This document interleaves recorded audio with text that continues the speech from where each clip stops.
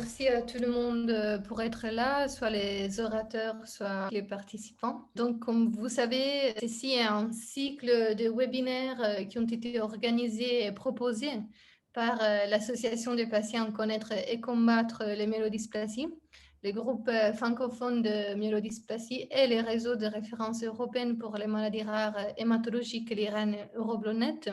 Moi, je suis Marie-Angela Pellegrini, je travaille pour l'IRN Euroblonet, je suis chargée de mission, je m'occupe notamment des programmes pour les patients et les programmes d'éducation en général. Et je suis très honorée de vous donner la bienvenue aujourd'hui. Le programme, on l'a nommé Myélodysplasie, un sujet d'intérêt pour les patients et leurs familles parce qu'on a l'objectif de répondre à des sujets qui sont les dernières avancées en matière de traitement et de diagnostic et d'amélioration de la qualité de vie autour de la myélodysplasie, des syndromes myélodysplasiques.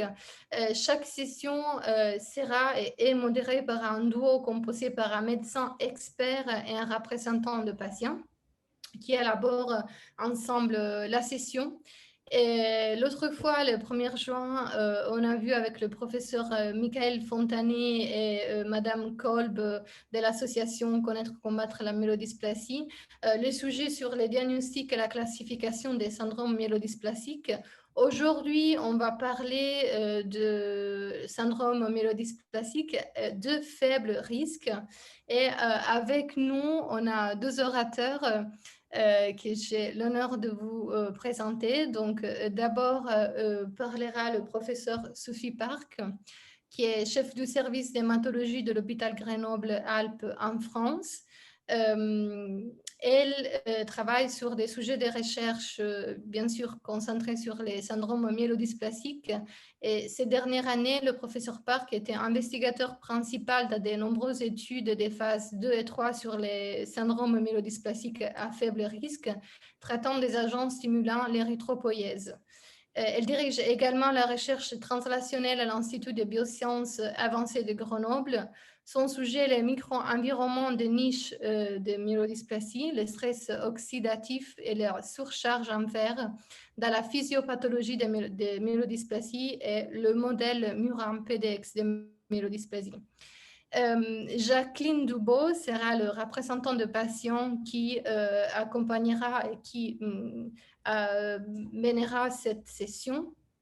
Et Jacqueline, depuis 2018, elle est vice-présidente de Connaître et combattre les mélodysplasies. Elle fait aussi partie du comité de pilotage des MDS Alliance et a mené une carrière de 40 ans dans le développement international, y compris 27 ans à la Banque mondiale à Washington.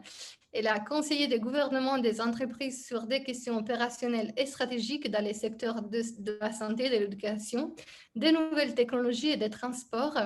Et donc, avec cette présentation, j'ai l'honneur de vous passer la parole et merci beaucoup pour avoir accepté cette invitation. Merci. Alors, merci pour cette présentation et bonjour à tous. Je suis ravie d'être parmi vous pour vous parler de mon sujet de prédilection, les syndromes myélodysplasiques de bas risque. Donc, je vais essentiellement axer sur les traitements parce que je pense que c'est ceux qui vous intéressent. Et puis, donc, n'hésitez pas à écrire dans le chat pour émettre vos questions auxquelles j'aurai le plaisir de répondre à la fin du topo. Donc là, c'est pour rappeler un peu les règles. Donc, envoyer les questions via le chat. Alors, donc au cours de ce topo, on va parler essentiellement des agents stimulants l'érythropoïèse et comment les utiliser au mieux. Ensuite, vous verrez qu'il y a un certain pourcentage de patients qui répondent plus ou qui n'ont jamais répondu aux agents stimulants l'érythropoïèse et quelles sont les molécules qu'on peut leur proposer. Et puis enfin, on va traiter de la thrombopénie, donc de la baisse des plaquettes, et puis quels sont les traitements qui sont possibles. Alors, il faut savoir que les myélodysplasies de bas risque, elles représentent quand même une majorité des myélodysplasies, à peu près 75% des myélodysplasies. Là, c'est la proportion dans le registre du groupe francophone des myélodysplasies sur le registre des patients. Donc, au dernier topo, vous avez dû voir les différentes classifications IPSS, IPSS-R, et puis dans les myélodysplasies de bas risque, donc on intègre les myélodysplasies IPSS faibles ou intermédiaire 1. Alors, la majorité des patients, qui ont une myélodysplasie de bas risque, qui souffrent d'anémie. Donc c'est plus de la 80 des myélodysplasies de bas risque, hein. Vous avez la proportion, relative des patients en fonction de leur taux d'hémoglobine, donc inférieur à 10 grammes ou inférieur à 8 grammes. Donc, comme vous le vivez, hein, tous les jours, donc ça représente essentiellement de la fatigue, un essoufflement, une qualité de vie diminuée, une hospitalisation plus fréquente et également donc une surmortalité. Donc, comment traiter? Alors, dans le cas les plus fréquents ou du moins le plus évident, ben, si on manque de globules rouges, ben, on va être transfusé en globules rouges. Alors, le problème des transfusions de culoglobulaires, c'est que ça peut entraîner des infections, des hémorragies, des cardiovasculaires. Et puis, on a constaté que les patients qui sont transfusion dépendants ont une survie moindre. Alors après, les causes de cette survie moindre sont pas très claires, hein. Est-ce que c'est l'excès de fer? Est-ce que c'est les problèmes cardiaques? Toujours est-il que si on peut éviter les transfusions, donc c'est mieux. Donc, on va s'attarder sur les agents stimulants l'érythropoïèse. Donc, c'est l'EPO, hein, comme vous l'entendez parler dans la vie courante. Les cyclistes, hein, à chaque fois je dis aux patients, quand ils ne connaissent pas le terme d'EPO, c'est les cyclistes du Tour de France qui se dopent à l'EPO. Donc, l'EPO, c'est une hormone, hein, qui est sécrétée par les cellules tubulaires du rein. Donc, on la produit naturellement, hein, dans le corps humain, mais dans les myélodysplasies, bon, elle est dérégulée et elle n'agit plus de façon correcte au niveau des progéniteurs érythroïdes. Donc, en apportant de l'EPO recombinante, donc par voie sous-cutanée, hein, on peut augmenter cette production de globules rouges. Et comme vous savez, il y a plusieurs formes d'EPO donc sur le marché. Il y a différentes formes, EPO alpha, EPO bêta. Vous avez dû entendu parler de l'EPO glycosylé, donc à forme prolongée. Et puis il y a également les biosimilaires. Et donc ce sont des produits qui sont administrés en sous-cutané une fois par semaine. Vous avez différents dosages. Quand on parle de faible dosage, c'est à peu près 30 000 unités par semaine. Et fort dosage, c'est entre 60 000 à 80 000 unités par semaine.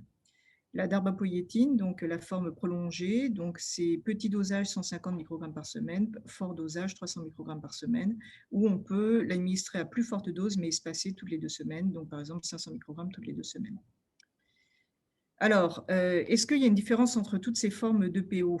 Nous avions montré dans une grande série du GFM, donc 403 patients, on avait donc analysé le registre, hein, du GFM et bon, on n'a pas trouvé de différence particulière en termes de taux de réponse. Là, les pourcentages que vous voyez ici, c'est les taux de réponse, ça veut dire l'amélioration de l'hémoglobine. Et quand on parle d'amélioration, ça veut dire l'augmentation de plus de 1,5 g par décilitre d'hémoglobine. Donc, vous voyez qu'on a des taux de réponse globalement qui sont aux alentours de 50-60%. Et là, vous voyez, globalement, c'est avec des doses assez fortes de PO, donc aux alentours de 60 000 unités par semaine. Il n'y a pas de différence également entre l'érythropoïétine alpha, donc la classique, hein, c'est l'Eprex pour ceux qui la connaissent, versus la darbepoïétine. Là, c'était une méta-analyse de plusieurs études de patients traités par EPO. Et quand on compare donc EPO alpha versus la forme glycosylée, donc prolongée de l'EPO, il n'y a pas de différence en termes de taux de réponse. Donc là, vous avez les colonnes noires EPO et puis colonnes grises, c'est la forme prolongée de l'EPO. Mais par contre, ce qu'on a constaté, c'est que quand on a plutôt une dose standard de PO, on est plutôt aux alentours de 40-50% de réponse, et une forte dose de PO, on est plutôt aux alentours de 60-70% de réponse. Alors j'insiste, hein, pour dire qu'une méta-analyse, ce n'est pas un essai scientifique bien randomisé, et comparant bien les molécules les unes par rapport aux autres, hein, c'est tout juste des analyses globales de multiples études avec un grand nombre de patients, mais ça donne déjà quand même une idée sur les tendances. Alors là, c'est tout juste pour vous récapituler les 2 études, les 2 essais cliniques randomisés qui ont permis à la communauté des patients myélodysplasiques, hein, de pouvoir bénéficier de l'EPO, c'est-à-dire avec l'autorisation des autorités, hein. C'est-à-dire que maintenant, on a l'AMM avec les PREX, donc le PO-alpha, dans les myodysplasies. Alors, ceci grâce à des essais, donc des essais cliniques, l'EPOAN et puis ARCAD. EPOAN donc, est testé le PO-alpha versus placebo, et puis ARCAD testé la dermopoïétine versus placebo. Et l'objectif de ces essais, c'était de montrer que le PO-alpha était supérieur au placebo en termes de réponse sur l'hémoglobine et en termes d'indépendance transfusionnelle.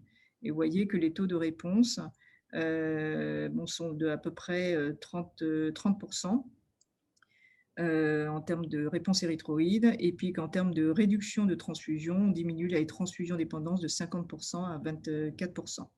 Donc, grâce à ces résultats donc, statistiquement significatifs, on a pu avoir l'AMM en Europe avec le PO-alpha dans les myodysplasies de bas risque qui souffrent d'anémie, donc avec une hémoglobine inférieure à 10 grammes par décilitre et avec un taux d'érythropoïétine endogène bas, donc en dessous de 200 unités par litre. On va y revenir pour pouvoir comprendre pourquoi on a retenu cette indication.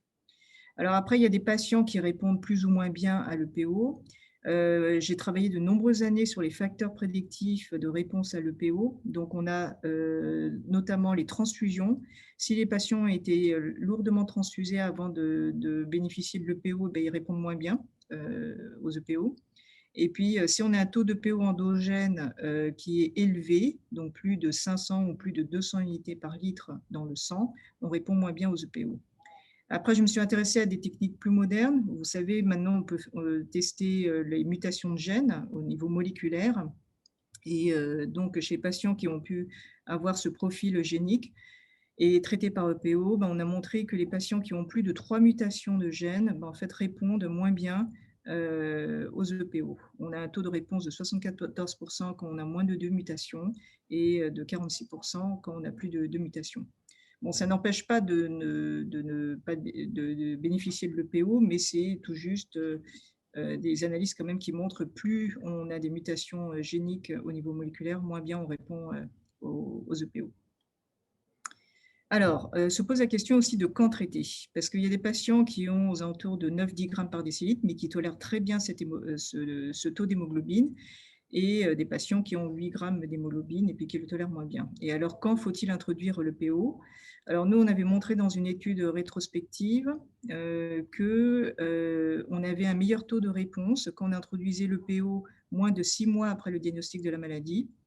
Et ceci se traduisait en transfusion indépendance, c'est-à-dire que la durée pendant laquelle le patient est transfusion indépendant est plus longue, 80 mois, quand il a de l'EPO moins de 6 mois après le diagnostic que s'il a plus de 6 mois après le diagnostic.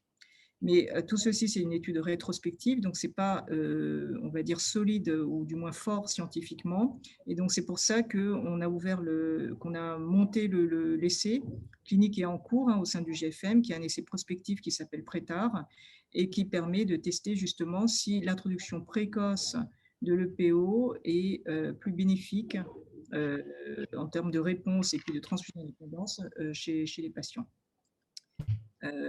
Voilà. Et là, c'est tout juste une courbe du registre européen qui montre également à peu près cette tendance où quand on introduit l'EPO précocement et puis qu'on répond bien à l'EPO, on est transfusion indépendant de façon plus prolongée. Alors, une fois qu'on a bénéficié du traitement EPO, donc on continue ces injections en sous-cutané une fois par semaine, on répond bien. Et combien de temps l'EPO peut marcher? On a constaté que la médiane de réponse est à peu près de 20 mois, donc d'environ 2 ans. Donc, vous voyez ici la courbe du taux de réponse et puis que la médiane donc, du taux de réponse est de 24 mois, donc 2 ans, et qu'à peu près 50% des patients après vont perdre la réponse. Alors, la cause de la perte de la réponse, elle n'est pas très claire. Il y en a un petit pourcentage qui se transforme, qui progresse au sein de la maladie de la myodysplasie. Ou qui se transforme en leucémie aiguë. Et puis, il y en a une majorité où on ne connaît pas la cause. Et justement, donc, on a des travaux de recherche qui sont en cours pour essayer de comprendre pourquoi ces patients ne répondent plus à l'EPO ou perdent de la réponse à l'EPO. Après, tout juste pour vous rassurer, l'EPO n'entraîne pas plus d'augmentation de transformation en leucémie aiguë myéloïde, ce qui témoigne de cette courbe. On a comparé les patients qui avaient été traités par EPO par rapport à une cohorte de patients internationale qui n'avaient pas été traités par EPO. Et on a regardé les taux d'incidence de leucémie aiguë myéloïde et puis il n'y a pas de différence. Là, c'est pour montrer que les patients qui répondent à l'EPO, donc la courbe violette ici ou la courbe jaune ici, auraient un avantage de survie par rapport à les patients non traités par EPO. Mais là encore, ce sont des études de registre, donc des constatations, mais pas une démonstration. Alors, donc une fois qu'on a eu le PO, juste pour que vous ayez une idée, en général, on attend 3 mois pour dire si un patient répond ou ne répond pas à l'EPO. Et au-delà des 3 mois, donc s'ils ne répondent pas, on commence à réfléchir à des alternatives à l'EPO. Et si par contre ils répondent, on continue le traitement par EPO tant que la réponse dure. Alors, il y a des pistes pour les échecs de PO. Donc, vous avez entendu parler du Revlimid ou l'énalinamide, et puis du Vidaza, qui est un agent hypométhylant. Alors, ces deux études sont des études sur des petites cohortes et puis des études de phase 2, donc qui montrent qu'il y a à peu près 46%, 40 à 50% de patients qui sont résistants à l'EPO ou qui ont perdu la réponse à l'EPO et qui répondent finalement au lénalinamide, au Vidaza. Donc, je vous présente les essais cliniques de phase 3, donc, qui randomisent l'énalinamide versus placebo pour démontrer si le lénalinamide est supérieur au placebo en termes de réponse sur la transfusion indépendance et sur la réponse érythroïde chez les patients myélodysplasiques de bas risque, transfusion dépendants et non répondeurs aux EPO ou agents stimulants d'érythropoïèse. C'est un essai international qui a été mené dans les années 2015 et puis qui a été publié en 2016. Et là, vous voyez donc la différence. Donc là, alors, pardon, il y a un problème de couleur, mais là, en rose, c'est le taux de réponse donc, avec le lénalinamide, et puis en bleu, c'est le taux de réponse avec le placebo. Et donc, globalement, donc, il y a une différence statistiquement significative en faveur du lénalinamide. Alors, je reviens tout juste sur le schéma. Donc, c'était lénalinamide, 10 mg par jour et 21 jours par mois. Là, vous voyez la vitesse de réponse. Là, c'est au bout d'un cycle de lénalinamide, ça veut dire 1 mois, 2 mois, 3 mois, 4 mois. Et vous voyez que le taux de réponse augmente avec le temps. Donc, on ne répond pas tout de suite. Au bout d'un cycle, on n'a que 37% des patients qui répondent. Et au bout de 4 cycles, 90% des patients qui sont répondeurs qui ont répondu. Donc, globalement, le temps d'obtention de réponse est à peu près au bout de 4 cycles de lénalinamide, donc 4 mois. Et donc, on a à peu près 30% des patients qui répondent au lénalinamide après échec de PO. Donc, nous, au sein du GFM, on a testé en fait 2 bras, le lénalinamide tout seul et le lénalinamide plus EPO, sur le rationnel que lénalinamide plus EPO peut être synergique sur les progéniteurs érythroïdes. Donc là, vous voyez le schéma lénalinamide 10 mg par jour pendant 21 jours. Et puis là, EPO associé au lénalinamide. Donc là, c'était l'EPO bêta, 60 000 unités par semaine associé à l'EPO. Au lénalinamide. Je rappelle que le lénalinamide, ce sont des comprimés qui se prennent donc par la bouche. Donc, l'essai du GFM est en faveur du bras lénalinamide plus EPO, avec une réponse érythroïde à 40% versus 23%, et puis un taux de transfusion indépendance de 24% versus 14%. Donc, globalement, il y a des réponses avec le lénalinamide, mais malheureusement, on n'a pas l'AMM avec cette molécule. Donc, dans les indications myélodysplasie de bas risque résistant à l'EPO. Donc, si vous en bénéficiez, c'est parce qu'on l'a discuté en RCP et puis qu'on pense que vous pouvez tout à fait, vous avez les critères pour en bénéficier. Alors, ensuite, il y a l'autre piste, les agents hypométhylants, l'azacitidine. Donc, je pense que dans le topo suivant, vous en entendrez beaucoup plus parler, parce que l'azacitidine, c'est une molécule qui s'administre en sous-cutané, donc 7 jours par mois, et qu'on propose plutôt aux myélodysplasies de haut risque. Mais là, c'est pour vous montrer que là, il y a eu plusieurs essais utilisant l'azacitidine pendant 5 jours par mois et qui donne des réponses, on va dire non négligeables, de 23%, 16%, mais c'est quand même faible, hein, par rapport aux 40% de l'énanomide. Et il y avait un essai donc américain avec l'azacitidine, donc 3 jours uniquement, et puis qui donne une transfusion indépendance de 32%. Alors pour ceux qui ont pu avoir peut-être l'azacitidine, vous savez que c'est une molécule donc en sous-cutané, donc en hôpital de jour, donc c'est quand même un peu plus lourd que des comprimés à prendre à la maison. Et puis l'inconvénient de cette molécule, c'est qu'elle fait baisser les globules blancs, et donc il y a un risque quand même infectieux qui est non négligeable. Mais j'ai voulu vous en parler parce qu'il y a l'équivalent de l'azacitidine par la bouche, donc le CC486, qui a été tout récemment testé donc, chez les patients résistants donc, aux EPO qui sont anémiques et puis qui sont thrombopéniques, et avec un taux de réponse d'à peu près 31%. Donc là, c'est l'essai avec l'azacitidine orale qui reprend, on va dire, ses résultats avec une transfusion indépendance de 31%. Mais un problème d'infection et donc de décès lié à ces infections. Donc là, vous avez vu qu'il y a 2 pistes, l'énanomide. L'azacitidine, ce n'est pas une molécule que je retiendrai du fait du problème des infections et puis du taux bas de réponse. Par contre, il y a la piste après sur l'utilisation du fer. Parce que souvent, quand on parle d'anémie, et puis bon, c'est la première réaction des patients, c'est qu'ils disent qu'il manque de fer. Mais en fait, effectivement, ils n'ont pas tort. Ça veut dire que pour la production des globules rouges, on a besoin donc d'hormones comme le PO, et on a besoin également de fer. Et alors, il y a cette petite molécule, ce peptide de 25 acides aminés, l'hepsidine, qui est fabriqué par le foie, et qui régule l'entrée du fer au niveau du système digestif. En fait, il faut retenir que l'hepsidine, c'est le robinet qui ferme l'entrée de fer. Et donc, dans les myodysplasies, donc dans les dysérythropoïèses en rapport avec les myodysplasies, donc il est anormalement abaissé et donc ça entraîne une surcharge de fer dans le corps et donc il est pathologiquement abaissé dans les myodysplasies.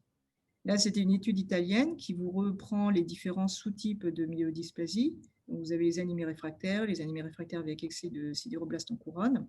Et vous voyez que ceux qui ont un excès de sidéroblastes en couronne, ben, ils ont un taux d'hepsidine qui est effondré par rapport aux autres types de myodysplasie. Et là, c'était une étude française justement du professeur Michael Lafontenay qui a confirmé effectivement que dans les myodysplasies, on avait un taux d'hepsidine qui était plus abaissé, notamment dans les myodysplasies avec sidéroblastes en couronne. Donc nous, moi, en fait, comme je vous ai dit, hein, je recherche depuis de nombreuses années des facteurs de réponse aux EPO. Et donc, sur une cohorte d'à peu près 70 patients, on a voulu voir si justement l'hepsidine, donc le robinet du fer, pouvait jouer un rôle prédictif de réponse aux agents stimulants l'érythropoïèse. Et en effet, on a pu montrer que le ratio d'hepsidine sur ferritine bas prédit une moins bonne réponse aux agents stimulants l'érythropoïèse. Et ça se retentit ici en termes de courbe et de durée de réponse aux agents stimulants l'érythropoïèse. Quand vous avez un taux d'hepsidine sur ferritine bas, comme ici, vous avez une réponse aux EPO qui est plus courte par rapport à la courbe rouge. Donc, vous voyez que fer et globules rouges, c'est intrinsèquement très, très lié. Mais par contre, quand on a trop de fer dans le corps, en fait, c'est délétère et ça peut entraîner un stress oxydatif. Et donc là, dans notre équipe de recherche, justement, on s'est intéressé au stress oxydatif et à l'excès de fer. Là, c'est différentes études d'autres équipes internationales qui montrent que quand on a un excès de stress oxydatif, ça entraîne des dommages à l'ADN et puis donc ça peut altérer les cellules souches hématopoïétiques. Ça affecte leur viabilité aux cellules souches hématopoïétiques et ça entrave la prolifération des progéniteurs des globules rouges. Et donc, le fer libre catalyse les dommages oxydatifs et puis ça peut altérer également la niche médulaire, donc ça veut dire les cellules de soutien, hein, nourricières des cellules hématopoïétiques. Et nous, on s'intéresse plus particulièrement aux cellules stromales mésenchymateuses et puis donc le fer catalyse des dommages oxydatifs qui sont délétères sur les cellules stromales mésenchymateuses.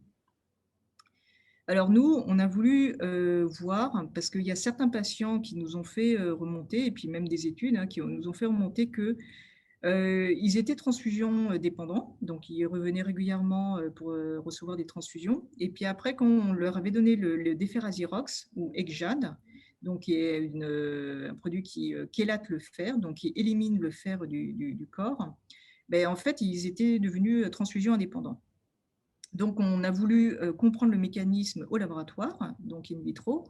Donc, on a reproduit le modèle de différenciation érythroïde dans des flasques de culture en prenant donc des C34 de patients myélodysplasiques de bas risque, en les cultivant pendant 14 jours en présence de PO, d'hormones différenciantes. Et puis, donc là, vous voyez les cellules immatures pour arriver aux cellules les plus matures, donc les érythroblastes acidophiles, puis qui vont donner les globules rouges. Donc, on a tous ces stades de différenciation du globule rouge, et puis on les met en présence d'excès de fer, et puis en présence de déferrazirox, donc Exjade, à faible ou à forte dose.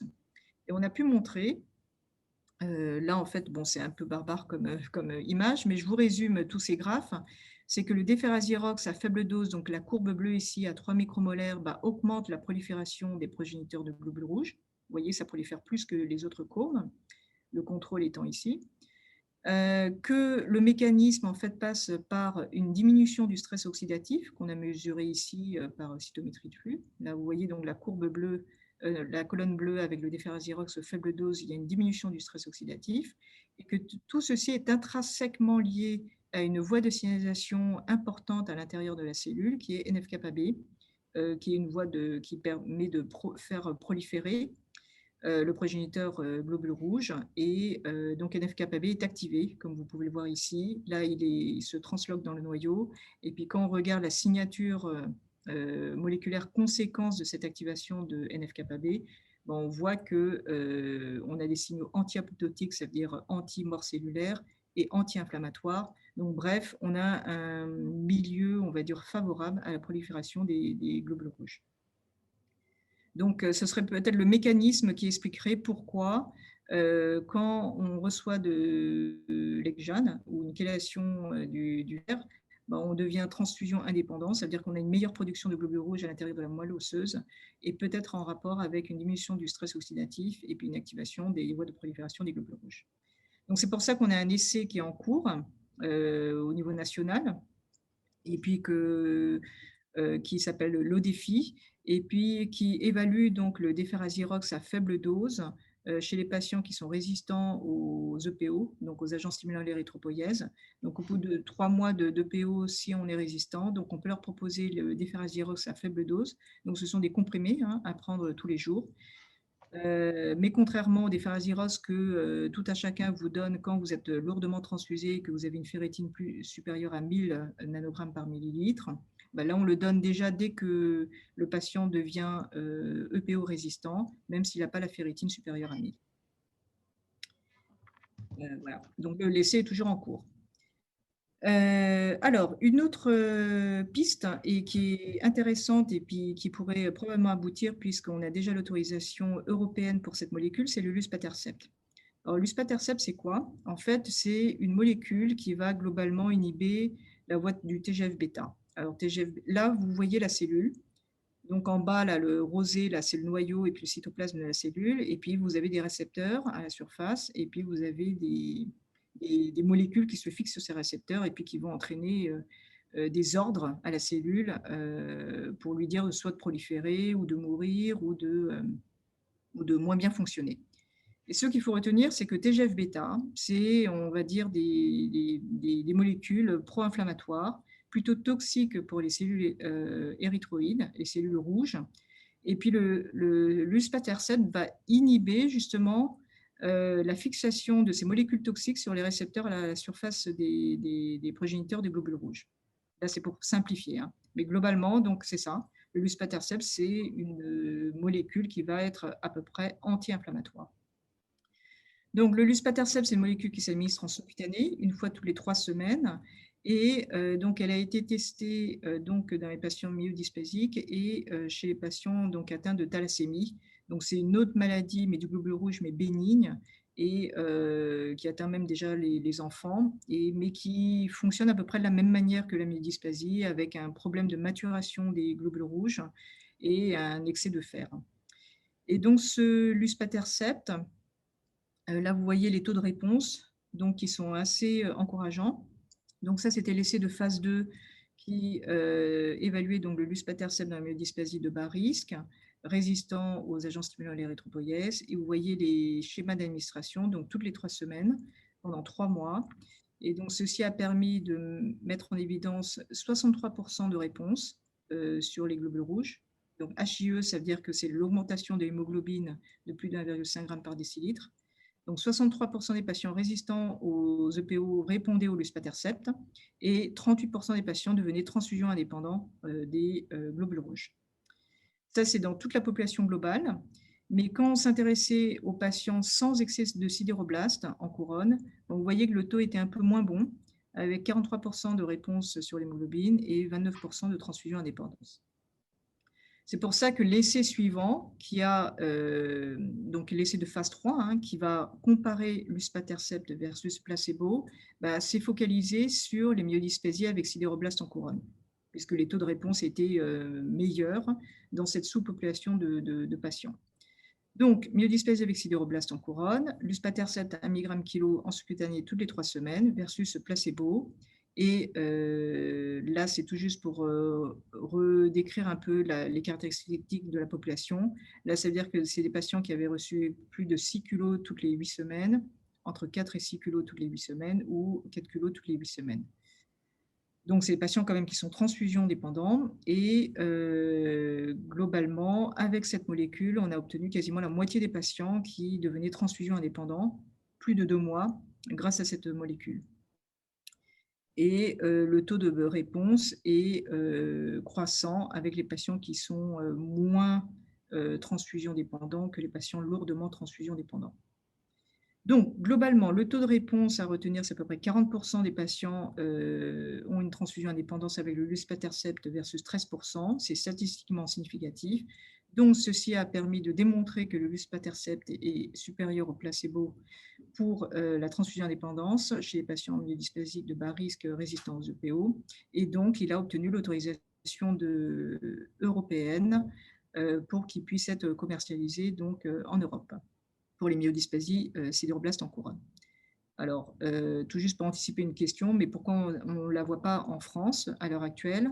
C'est que vous n'êtes pas sans savoir que entre l'AMM et puis après le remboursement du prix du médicament, il y a tout un processus qui est lourd et qui est chronophage entre différentes hautes autorités et que pour l'instant, c'est en négociation sur le prix. Donc, c'est pour ça que pour l'instant, on n'a pas encore l'accès à cette molécule en France. Alors ensuite, après, l'allogreffe. Alors, est-ce qu'on peut la proposer chez les patients myélodysplasiques de bas risque? Alors, je pense que vous en entendrez beaucoup plus parler dans la myélodysplasie de haut risque, mais il faut savoir que c'est une thérapeutique qui est lourde, qui nécessite déjà la disponibilité d'un donneur HLA compatible, et puis qui nécessite une hospitalisation quand même prolongée de plus de 6 semaines en chambre stérile. Donc, ce n'est pas une procédure qu'on propose à tout le monde, qu'il faut bien balancer les bénéfices-risques de cette procédure par rapport au risque de la maladie. Et donc, il faut la proposer plutôt aux myélodysplasies de bas risque, mais qui ont soit des mutations de mauvais pronostic au niveau moléculaire, soit qui résistent déjà à toutes les molécules qu'on a proposées auparavant et ou qui sont, par exemple, lourdement transfusion dépendants. Alors là, c'était tout juste pour vous dire finalement, si on propose de l'élanomide ou l'azacitidine chez les patients résistants aux EPO, est-ce que finalement ça va impacter la survie ou modifier la survie de ces patients? Donc là, c'est une étude internationale qu'on a menée sur à peu près 1700 patients myélodysplasiques de bas risque ayant reçu donc, de l'EPO. Et puis, on s'est intéressé donc au devenir de ces patients. Donc, vous retrouvez les 60% de réponses initiaux à l'EPO. Et après, parmi ces patients répondeurs, il y en a qui vont avoir une réponse persistante dans 32% des cas. Il y en a qui vont évoluer, qui vont donc échapper à l'EPO, 30% des cas. Et puis, il y en a 38%, donc 40% des patients qui résistent de façon précoce à l'EPO, donc au bout de 3 mois. Et on a repris dans le registre international les patients qui avaient reçu du lénalénomide ou qui avaient reçu des agents hypométhylants comme l'azacitidine. On a voulu voir est-ce que finalement ça a impacté la survie. Alors là, c'est tout juste une courbe d'incidence cumulative de leucémie aiguë myéloïde, tout juste pour dire que quand on résiste à l'EPO de façon primaire, donc au bout de 3 mois, mais c'est un peu moins bon sur le devenir au niveau de la transformation en leucémie myéloïde, 16% versus 8%. Mais par contre, en termes de survie globale, qu'on ait reçu après un agent hypométhylant ou du lénaludomide, après échec de PO, finalement, ça n'impacte pas la survie globale par rapport aux transfusions en général ou aux autres molécules que lénaludomide ou agent hypométhylant. Donc, pas d'amélioration de survie avec lénaludomide ou azacitidine après EPO, mais les patients réfractaires aux ASE dans les 6 mois ont une incidence de LAM plus élevée. Alors après, on peut se poser la question, mais comment mieux sélectionner les patients pour recevoir du lénaludomide ou de l'AZA? Donc, comme je vous ai dit, l'azacitidine, on n'a pas trop envie de la proposer parce que c'est de la sous-cutanée en hôpital de jour et puis qu'il y a des problèmes infectieux. Pour le lénaludomide, peut-être qu'on pourrait le proposer chez patients qui ont des plaquettes correctes, des globules blancs encore corrects et qui peuvent prendre ce comprimé à la maison. Alors après, il y a des marqueurs moléculaires qui peuvent peut-être prédire une meilleure réponse au lénaludomide, mais ce n'est pas encore dans la pratique courante. Alors, 2 dernières molécules qui ont probablement peut-être un avenir et puis qui ont fait l'objet de communication au dernier congrès américain et international, c'est l'imetelstat. C'est un inhibiteur de télomérase. Alors, c'est quoi la télomérase?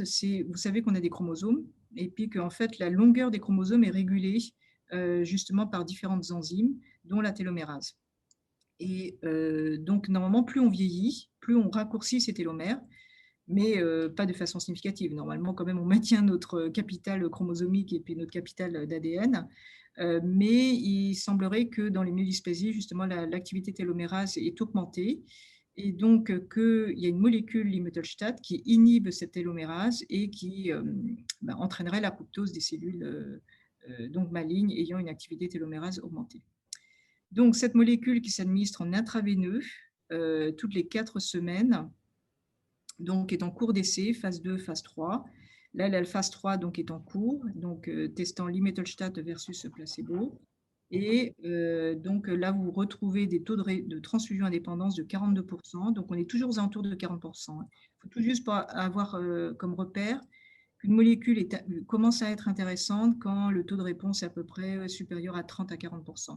En deçà, ce n'est pas intéressant d'aller plus au-delà. Donc, 42% de transfusion indépendance. Donc, c'est assez intéressant. Et il y a des patients non répondeurs qui vont être indépendants des transfusions plus d'un an avec cette molécule. Donc, l'essai de phase 3 est toujours en cours. Et une dernière molécule qui est le roxadustat, c'est un stabilisateur de IF. Alors, IF, c'est quoi? C'est une molécule qui émerge quand on est en hypoxie, par exemple en altitude ou quand on manque d'oxygène. Et en fait, quand cette molécule IF elle est stimulée, hyperstimulée, elle va stimuler l'érythropoïétine, donc l'EPO, et puis elle va réguler l'hepsidine. Donc l'hepsidine, vous vous rappelez, c'était le robinet du fer. Donc en fait, au lieu de faire EPO plus fer, finalement, cette molécule ferait 2 en 1. Elle régulerait en même temps l'EPO et l'hepsidine. C'est une molécule assez intelligente. Et donc le roxadustat, il va stabiliser IF justement, et donc il est en cours d'essai dans les myélodysplasies. C'est un traitement qui se prend par la bouche 3 fois par semaine. Il est déjà avancé dans l'anémie des insuffisants rénaux chroniques. Vous savez, les patients qui sont soit dialysés ou qui sont insuffisants rénaux chroniques, mais ils sont souvent anémiques parce que comme leur rein est atteint, ils ne sécrètent plus assez de PO. Et donc, cette molécule IF a déjà été testée chez les patients insuffisants rénaux chroniques souffrant d'anémie. Et donc, il y a déjà l'autorisation européenne et l'essai est en cours dans les myélodysplasies. Donc là, c'est tout juste l'essai de phase 3 qui est en cours et les résultats préliminaires présentés au congrès dernier montrent également 38% de réponse chez les patients résistants aux EPO, avec cette fois-ci un taux de réponse qui est plus élevé dans les myélodysplasies sans excès de sideroblastes en couronne. Donc c'est à confirmer, l'essai est toujours en cours et donc on attend les résultats impatiemment. Donc, pour récapituler, quand on est en échec d'agents stimulant l'érythropoïèse, on peut agir comment? Donc, soit vers l'immunome ou le micro-environnement, par le lénaludomide, Soit on agit sur la dérégulation épigénétique avec l'azastidine, soit on agit sur la recirculation du fer, donc avec le diphérasirox ou l'hepcidine, soit on va agir sur IF avec le roxadustat ou sur la télomérase avec l'imetelstat. Alors, pour finir, donc je vais parler un petit peu des plaquettes. Alors, pourquoi on en parle moins? Parce que en fait, les patients qui souffrent de thrombopénie dans la myélodysplasie sont plus rares. Là, 13% seulement des patients du registre du GFM ont moins de 50 000 plaquettes. Et vous voyez que ce pourcentage décroît plus la thrombopénie est sévère. Donc, cela représente une petite proportion de patients, mais c'est vrai que quand on manque de plaquettes, donc le risque hémorragique est important, et donc certains patients vont nécessiter des transfusions en plaquettes. Donc, un tiers de ces patients-là. Alors, parallèlement à l'EPO, en fait, vous avez une autre hormone qui est la TPO, qui va réguler la production des plaquettes. Et donc, ces deux molécules sont des agonistes de TPO. Donc, l'L-Thrombopag, c'est un agoniste qui se prend par la bouche. Donc, ce sont des comprimés, donc à prendre tous les jours. Et le romiplostim, ce sont des seringues qui s'administrent en sous-cutané une fois par semaine. Là, c'est tout juste pour vous présenter les essais qui ont montré une efficacité de l'L-Thrombopag, donc le comprimé qui se prend tous les jours versus ce placebo. Donc, il se prend à 50 mg par jour et puis on est augmenté jusqu'à 300 mg par jour. Et là, c'est pour vous donner les taux de réponse sur les plaquettes. Il y a 47% des patients qui ont augmenté leur chiffre de plaquettes avec ce traitement et 14% des patients qui ont eu des saignements versus 42% dans le placebo. Donc, il y avait une diminution des saignements. Alors, il y a une crainte avec cette molécule, c'est est-ce que cette hormone qui finalement agit quand même très en amont sur les cellules souches risque de favoriser la croissance des blastes. Et donc, on a étudié l'incidence de transformation en leucémie aiguë myéloïde avec cette molécule et vous voyez qu'il n'y a pas de différence entre cette molécule et le placebo. Donc, c'est l'évolution naturelle de la maladie qui fait qu'on se transforme en leucémie aiguë myéloïde. Le romiplostim, donc c'est la forme sous-cutanée, donc idem. Elle donne des taux de réponse satisfaisants en termes de transfusion, de diminution des transfusions et puis de diminution des saignements. Alors, les chiffres, ils sont un peu complexes, mais c'est tout juste le même message. Diminue les besoins transfusionnels en plaquettes et diminue les saignements. Et là, c'est les courbes qui vous montrent également qu'il n'y a pas de différence en termes de survie ou de transformation en leucémie aiguë myéloïde, que ce soit le bras romiplostim versus placebo. Mais du fait de ces craintes quand même réitérées sur la transformation LAM, ces molécules n'ont pas LAMM actuellement dans la myélodysplasie. Donc, si on vous la propose, c'est parce qu'on a bien vérifié que le pourcentage de blast était bien bas au sein de lorsqu'on fait le myélogramme, et puis que, en fait, en termes de bénéfice-risque, il est quand même plus confortable pour vous d'avoir un chiffre de plaquettes correct sans saignement et sans risque hémorragique, et éviter les allées-venues en hôpital pour les transfusions itératives en plaquettes. Donc, pour résumer, pour les patients souffrant d'anémie, donc on a l'autorisation des agents stimulant l'érythropoïèse et il y a l'AMM, donc vous pouvez en bénéficier. Donc, ce sont des seringues en sous-cutané une fois par semaine. Les bons répondeurs vont être ceux qui ont un taux de d'érythropoïétine endogène bas et qui ont un taux de ferritine bas et moins de 3 mutations géniques. Les répondeurs courts vont avoir un risque accru de transformation LAM. Le lénalamide et les agents hypométhylants ne changent pas la survie des patients après échec aux agents stimulant l'érythropoïèse. Et peut-être qu'il faut réfléchir à des moyens d'action plus intelligents via le roxadustat, donc IF, imetelstat, inhibiteur de télomérase, ou des ferrazirox via la recirculation du fer et la diminution du stress oxydatif. Et enfin, pour la thrombopénie, c'est essentiellement les transfusions de plaquettes ou les agonistes de TPO après vérification de la moelle. Voilà, donc je crois que j'en ai fini sur la présentation. Alors, merci pour votre attention et votre écoute. Alors, merci beaucoup, professeur Park, pour votre présentation. Ce qui est intéressant, ma première réaction, c'est que en tant que patient, on dit, ah tiens, je ressemble à ça, mais je ne suis pas comme ça. Et les différences sont absolument énormes. Si je prends mon cas personnel, j'ai été sous EPO à forte dose assez rapidement en 2018, pendant 6 mois. Je n'ai pas bien répondu, c'est pas que je n'ai pas répondu, mais bon, j'étais le mauvais élève, celui qui était au fond de la classe. Et depuis, eh bien, pas de traitement et une hémoglobine qui est entre 9 et 10. D'accord. Donc, tout le monde, et c'est ça qui rend les choses extrêmement compliquées, tout le monde est différent. Est-ce que vous voyez un patient type? Est-ce que ça existe dans les MSD? Ah non, mais globalement, en médecine, il n'y a pas de patient type. C'est à chaque fois, on fait des analyses nombreuses, et puis après, ce qu'on ressort, c'est des tendances, et puis statistiques. Donc après, on a toujours une médiane, et puis des écarts types, et puis voilà. Donc, bon, quand je vous dis le patient type, bah, c'est le patient qui est à forte dose et qui répond à 60% aux EPO pendant 2 ans. Ça, c'est les statistiques. Voilà. Et puis après, bah, effectivement, le patient va être plus ou moins différent de cette tendance générale.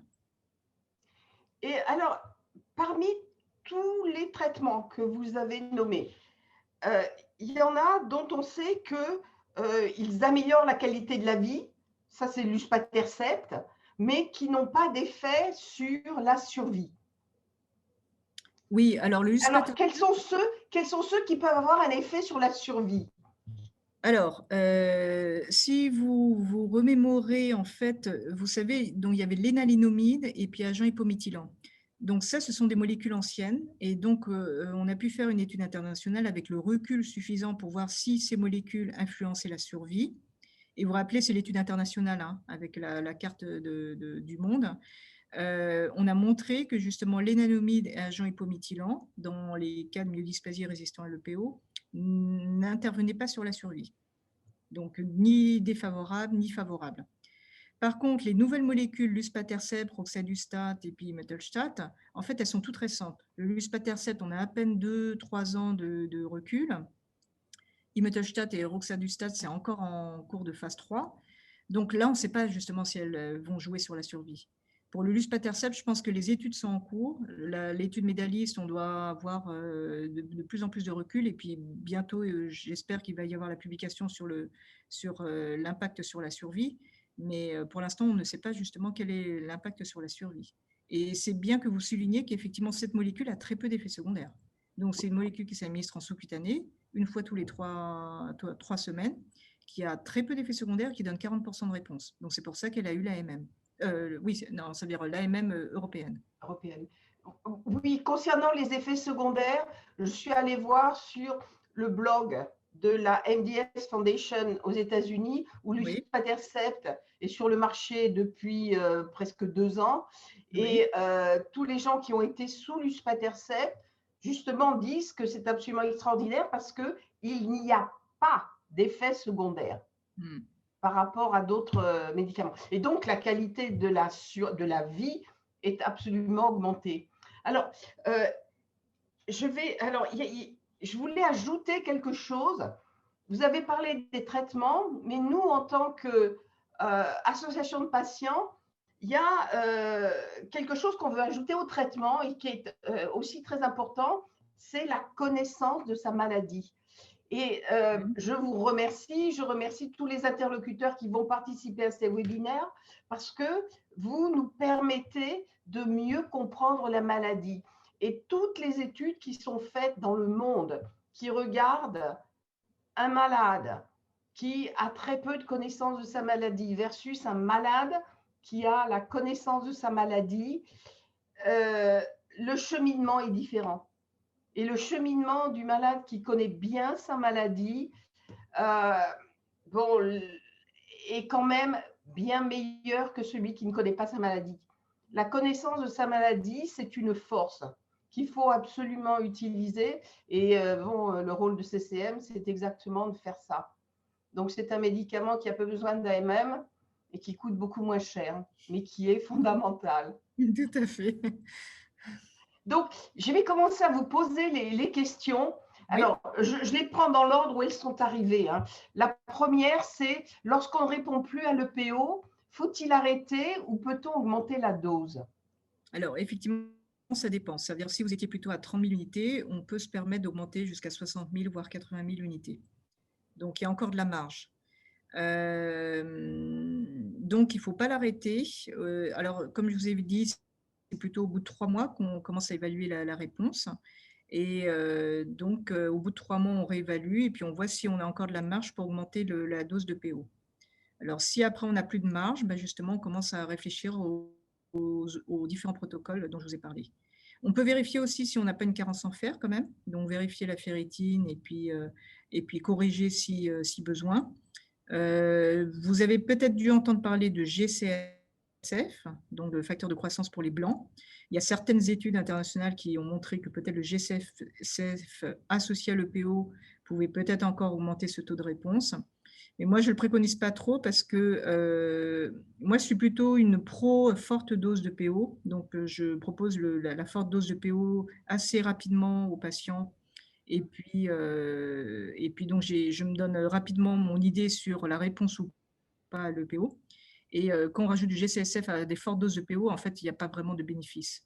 Et puis, il faut comprendre aussi que le GCSF, le granulocyte, donc c'est des sous-cutanés, c'est des piqûres 3 fois par semaine. Donc, ça rajoute des piqûres en plus de celles de l'EPO. Donc, globalement, pas trop de bénéfices par rapport au GCSF. Donc, c'est pour ça que je n'en ai pas parlé là dans mon diaporama et que j'ai parlé plutôt des essais qui sont en cours avec les nouvelles molécules quand on ne répond pas à l'EPO. OK. Alors, est-ce que l'EPO pourrait faire croître le nombre de blastes? Alors, c'est la question qui a été posée tout au début du développement des EPO, hein, dans les années 98-2000. Non. Clairement, les réponses, on va dire, sur de très grandes cohortes de patients, c'est que l'EPO, ça n'augmente pas les blastes et ça n'augmente pas le risque de transformation en leucémie. Alors, une question très précise, le granulocyte est-il un EPO? Non. Alors, le granulocyte, c'est donc le GCSF. Donc, c'est un facteur de croissance pour les granulocytes, pour les granuleux, hein. Donc, en fait, dans la pyramide, hein, de différenciation à partir de la cellule souche hématopoïétique, vous avez la cellule souche hématopoïétique tout en haut. Après, vous avez les progéniteurs des rouges, les progéniteurs des blancs. Donc là, ça s'est déjà divisé, vous voyez. Et donc, l'EPO va agir que sur les progéniteurs des rouges et le GCSF va agir que sur les formes déjà matures des globules blancs. Okay. Alors, c'est quelqu'un qui est diagnostiqué depuis 1 an, mais sans traitement pour le moment, et qui demande quels sont les traitements pour la neutropénie. Oui. Alors, pour la neutropénie, je n'en ai pas beaucoup parlé parce que donc, bon, la définition, hein, c'est PNN, polynucléaire neutrophile inférieur à 1 giga par litre. Il y a des patients qui ont, par exemple, 0,2 ou 0,01 neutrophiles et puis qui sont asymptomatiques, qui vivent parfaitement bien avec ce chiffre de neutrophiles. Donc, on ne va pas les embêter avec des traitements tant qu'ils vivent globalement bien.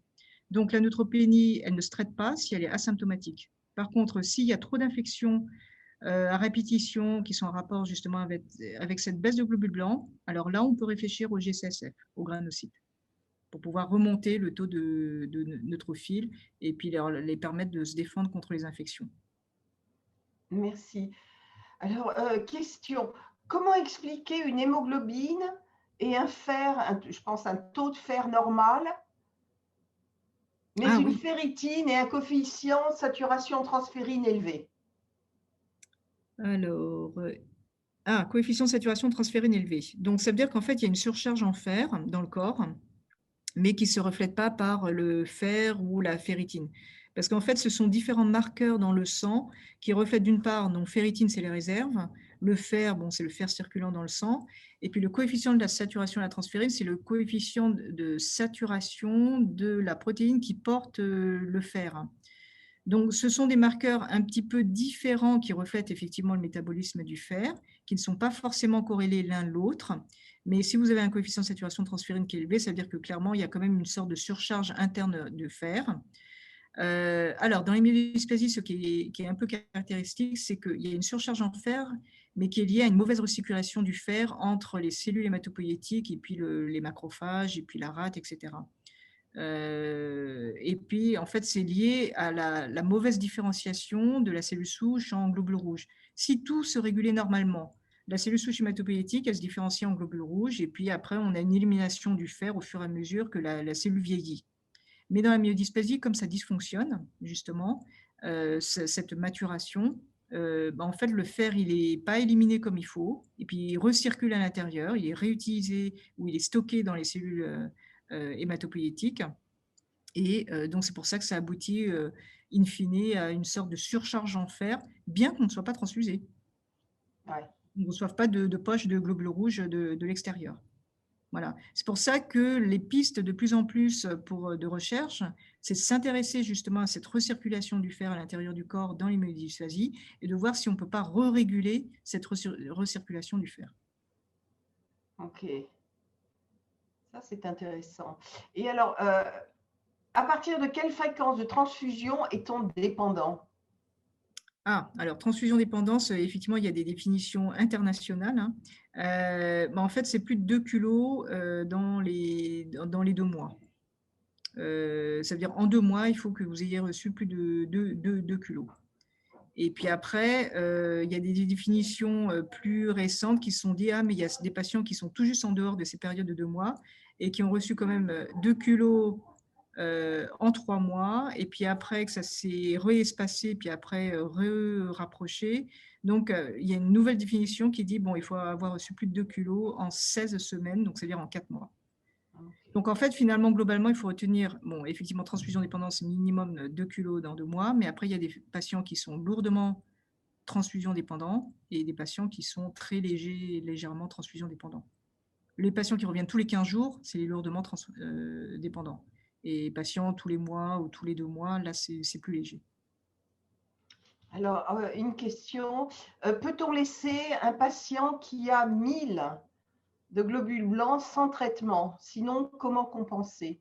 Oui, donc comme justement j'avais répondu, donc 1000 c'est 1 giga par litre, hein, donc on peut parfaitement… En fait, ce qu'on traite, ce n'est pas une numération, c'est un patient. D'accord? Eh oui, eh oui, eh oui. Voilà, je rappelle. Hein, donc c'est sûr qu'il ne faut pas se focaliser sur les étoiles, sur les normes, etc. Mais ce qu'on traite, c'est un patient. Donc, si le patient vit parfaitement bien à 1000, bon, on va laisser le patient tranquille. Et puis, voilà. Mais par contre, le patient qui fait plein d'infections à répétition à 1000, bah, effectivement, là, on va essayer de remonter ses neutrophiles.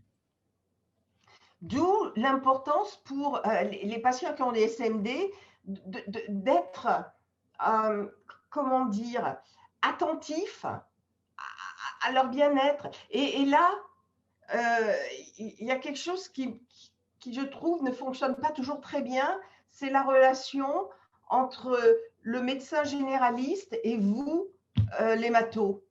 Parce que le généraliste peut voir des choses, mais qui ne seront pas forcément transmises à l'hémato. Oui. Bon, ça, c'est le problème général hein, sur tout, on va dire, le parcours de soins du patient et puis la communication ville-hôpital.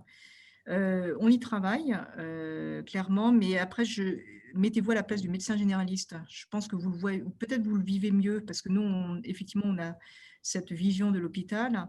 C'est que le médecin généraliste, je crois, hein, mais vous me confirmez si c'est votre vécu, qu'il est quand même, il a beaucoup de patients. Je crois que vous avez du mal à avoir les rendez-vous avec les médecins généralistes et que le médecin généraliste, il doit connaître quasiment toute la médecine. Oui, mais voilà. c'est là où si le patient connaît bien sa myélodysplasie, il peut intégrer un dialogue Tout à fait. beaucoup plus avec son généraliste. Absolument. Sans dire au généraliste qu'il lui apprend quelque chose. Non, nous sommes respectueux.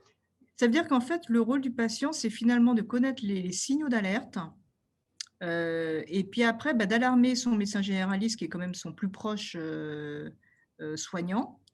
Et puis après, le médecin généraliste qui va envoyer un mail ou qui va essayer de joindre l'hôpital justement pour voir quelle attitude avoir. Donc, de temps en temps, les patients nous contactent directement, mais c'est vrai que le circuit, on va dire, s'il fonctionne bien et si le médecin soignant est bien, si le médecin généraliste est bien disponible, ce serait que le patient connaisse bien sa maladie, qu'il connaisse bien les signaux d'alerte, et puis qu'après, qu'il avertisse le médecin généraliste et après qu'il nous avertisse. Voilà. Très bien. C'est pour ça que nous, alors, je voulais tout juste aussi rajouter, c'est qu'on a monté aussi un système d'éducation thérapeutique et puis de lien d'infirmières entre la ville et l'hôpital qui permettrait justement où le patient pourrait faire remonter ses problèmes, bon, soit biologiques ou cliniques, à cette infirmière voilà, c'est ça. Et puis après, qui fait le lien entre nous et puis le médecin généraliste. Mais bon, c'est comme toujours, manque de moyens, manque de finances, etc. Oui. Et peut-être aussi, on néglige un petit peu le rôle des infirmières. Parce que dans le système anglo-saxon, les infirmières ont beaucoup plus d'importance. Et chaque médecin a son infirmière ou son infirmier. Ce qu'on n'a pas dans le système, qu'on a beaucoup moins dans le système français.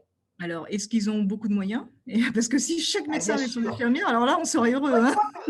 Quoique, non, en Angleterre, les moyens sont quand même pas énormes. Hein. Oui. Non, le problème budgétaire.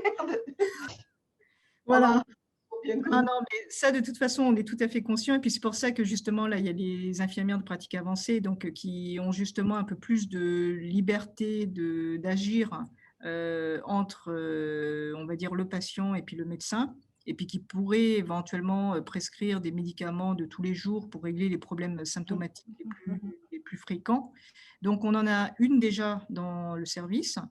Je pense qu'au niveau national, il y a tout un programme qui est en cours et puis qui est en cours de déploiement. Après, reste à savoir si le gouvernement va nous octroyer toutes les finances pour financer ces infirmières. Moi, je voulais juste poser une question concernant l'ex-jade. Pourquoi ça ne marche pas à plus forte dose? Et puis, il y a les histoires d'exjade pelliculé, non pelliculé. Alors, on s'y retrouve difficilement. Oui, tout à fait.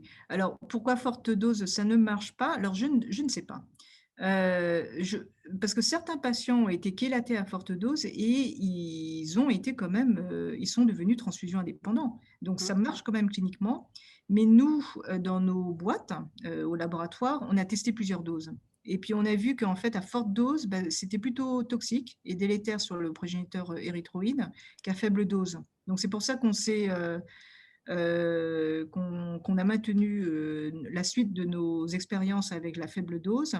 Et puis, c'est la faible dose qui permet de diminuer le stress oxydatif et puis de réactiver la voie de prolifération des globules rouges. À forte dose, ça devient toxique. Donc, je me demande si on ne va pas revenir aux adages de nos sages, hein, de Rabelais et puis de nos anciens, c'est que tout excès est mauvais et puis que c'est un juste équilibre. Hein, et voilà. Après, pour les formes pelliculées et non pelliculées, normalement, alors je ne sais plus là, on en est à quelle forme, là, normalement, c'est la pelliculée. Puis avec le facteur de conversion, avant, vous aviez 20 mg kg, là, maintenant, c'est 14 mg kg. Bon, c'est tout juste... c'est plutôt pour vous hein, que finalement le laboratoire a travaillé, parce que comme peut-être certains d'entre vous ont eu l'exjade et puis qu'ils ont eu quand même pas mal de troubles digestifs avec l'ancienne forme, en fait avec la forme pelliculée, a priori c'est mieux toléré, c'est un meilleur goût, donc voilà, c'est pour ça que cette nouvelle forme est sortie. Alors je vois qu'il y a encore une question dans le chat. Y a-t-il des moyens naturels qui boostent la moelle osseuse? Bonne question. Qui booste la moelle osseuse, des moyens naturels. Non, je ne pourrais pas vous dire non, parce que non, c'est une question très générale. Et puis après, je ne peux pas vous dire, par exemple, manger beaucoup de viande avec le fer, etc. Parce que si on n'est pas carencé en fer, ça ne sert à rien de manger beaucoup de viande rouge. Si on n'est pas carencé en folate, en vitamine B9, bon, non, je dirais qu'il faut manger équilibré. Alors, dans les globules rouges, ils ont besoin de vitamine B9, vitamine B12 et de fer. Donc, vitamine B9, vous en avez dans les végétaux, dans les légumes frais, etc. Donc, ne mangez pas de conserve. Mangez essentiellement des fruits et des légumes frais. Le fer, bon, effectivement, vous en avez dans la viande, mais pas plus que d'une fois par semaine, parce que sinon, après, c'est plutôt cancer du côlon et tout le reste. Et puis, qu'est-ce qu'il y a d'autre? Et puis, la vitamine B12, c'est essentiellement dans le foie. Théoriquement, si on a un régime équilibré, on ne manque pas de vitamine B12. Donc, je dirais, réponse générale, c'est régime équilibré. Merci. Alors, oui, je vois que… appuyez sur votre… Christian, appuyez sur votre micro pour qu'on vous entende. C'est en bas, ça doit être en bas à gauche. Voilà. Pour répondre à Annie, moi ça fait 10 ans que donc je suis atteint de myélodysplasie. J'ai suivi le schéma normal, c'est-à-dire j'ai eu de l'EPO qui n'a pas été efficace au bout de 20 mois. J'ai commencé les transfusions une fois tous les 2 mois, puis une fois tous les mois, puis tous les 15 jours pendant 2 ans et demi. J'ai fait 70 transfusions, avec 2 kilos à chaque fois.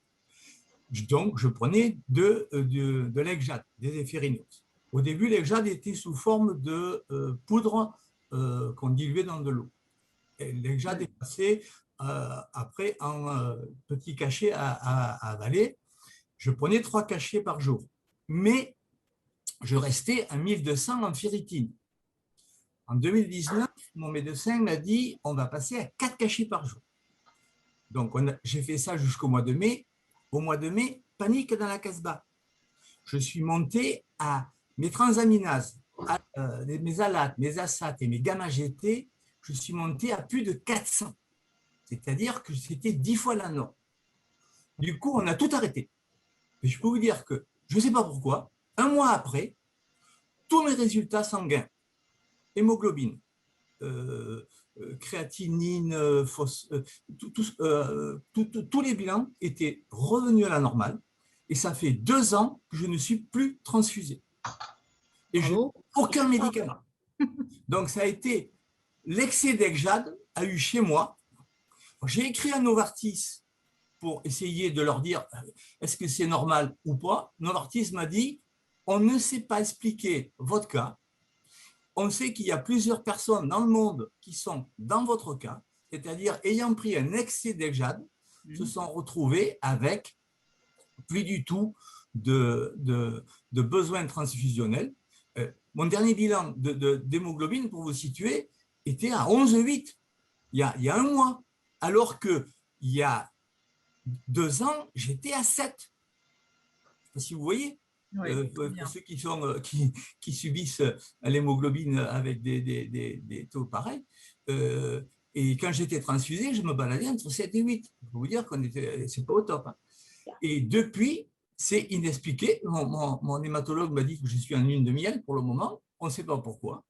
Donc, est-ce que l'Exjade en excès m'a fait booster mon érythropoïèse pour faire en sorte que j'obtienne plus de globules rouges? En tout cas, aujourd'hui, c'est ce que je vis. Voilà. C'est peut-être, c'est pour ça qu'on a lancé notre étude biologique, puis qu'on a décortiqué un peu les mécanismes. Alors nous, peut-être qu'on dit Exjade faible dose, mais peut-être que vous êtes à un seuil où il fallait de l'Exjade de forte dose pour déclencher justement cette diminution du stress oxydatif et cette activation de la voie NF-κB. Moi, je pense que c'est ça l'explication pour vous. En tout cas, moi, je peux vous dire qu'aujourd'hui, je vis mieux.